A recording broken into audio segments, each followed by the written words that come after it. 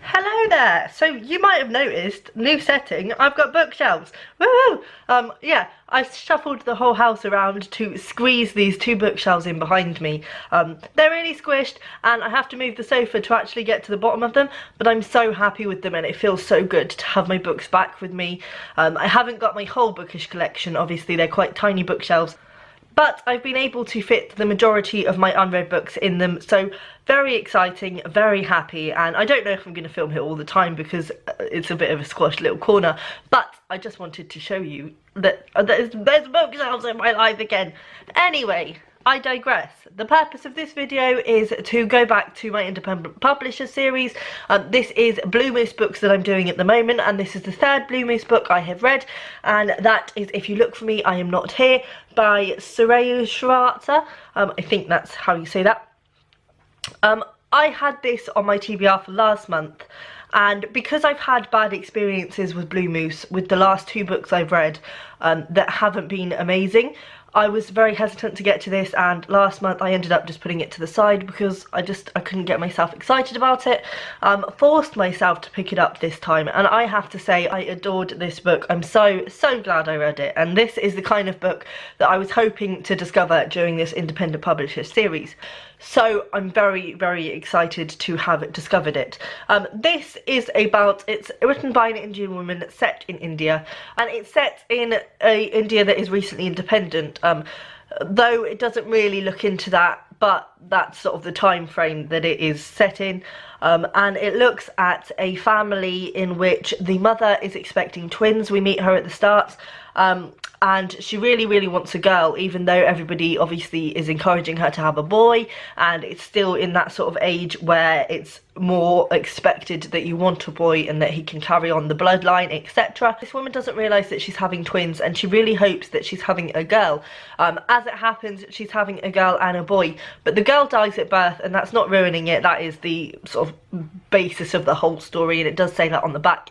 And Siva, the boy that she does have, comes into the world obviously in quite an upsetting way, because they had the girl first and she is alive when she's born, and she dies shortly after her birth, and then just after she has died, Siva is born, and obviously not expecting twins and also wanting a girl, all of this just kind of takes its toll on his mother, and she goes into a quite negative mental state for the duration of Siva's life, where she treats him as though he is the girl Tara who passed away. She dresses him as a girl, she refers to him as a girl, she refers to him as Tara, and it kind of looks at how he deals with that and the impact that that has on him, while also looking at how gender and issues surrounding it are treated or were treated in India at this time. I have to say I think gender was treated and is treated in a much more fluid way in India. I don't think it's unusual for boys to wear makeup or saris or dress in pretty clothes. But this goes deeper into that, and obviously in an attempt to please his mother, and also because of the loss that he experienced from losing his sister in the womb, he starts to suffer almost mental health issues of his own, where he becomes a divided personality. So he's got Tara inside of him, and she comes out sometimes and makes him more effeminate than other boys. It looks at gender issues, but it doesn't at the same time, because of the pressure that his mum put on him. I don't think it would be fair to say that Siva was questioning his own gender. I think it was questioned for him. But by looking at that issue, we do look at gender, and that's a really interesting aspect of this book that I didn't expect, but it's also very heartbreaking. It looks at the need that Siva feels to please his mum and to be the girl that she wants him to be.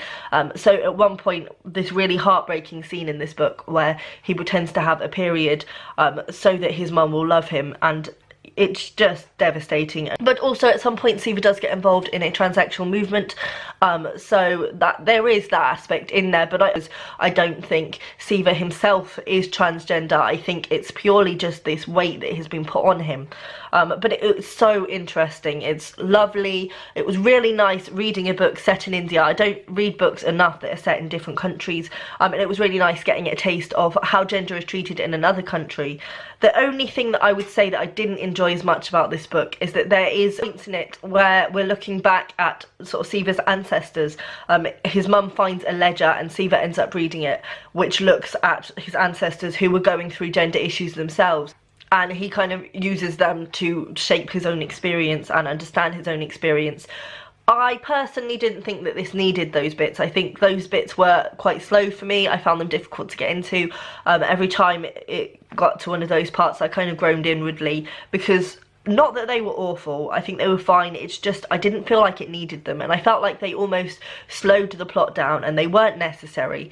That said, I adored this book. I think everyone should read it. It also put me a little bit in mind of Poisonwood Bible, mainly obviously because it's set in a country which has recently gained its independence, but also there is throughout this book a kind of underlying sense of danger. The language very much is quite dark and gloomy, and you feel as though you're leading towards a bad event, which is something that Barbara Kingsolver really plays with in the Poisonwood Bible, and I think it's done really effectively here as well. The writing in this is phenomenal, and there are some really stunning parts.